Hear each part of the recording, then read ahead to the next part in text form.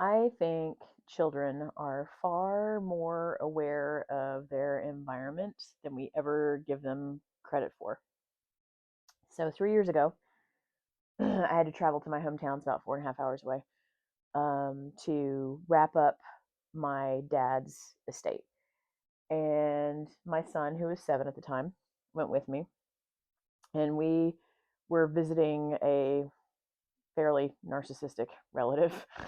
And on his shelf was a little wind up toy, those little punch 'em out robots. And my son asked Dude for one of the robots. And Dude said no.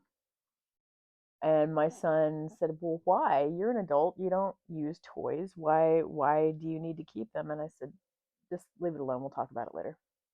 And so as soon as we get back into the car on our way back to the hotel, my son immediately asks Mommy, why wouldn't he give me one of those little wind up toy robots? Because he's an adult. He doesn't use toys. What's the big deal?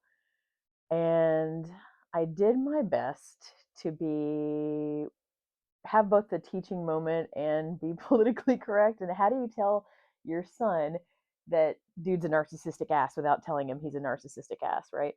And so I say, you know, some people don't have a lot of love in their hearts. And when that is the case, sometimes they fill it up with other things like toys or items or what have you. And that makes him feel better. And he just looked at me and cut right to the heart of the matter and said, "Oh, so he's kind of like the Grinch, huh? His heart's 2 sizes too small." Mine blown.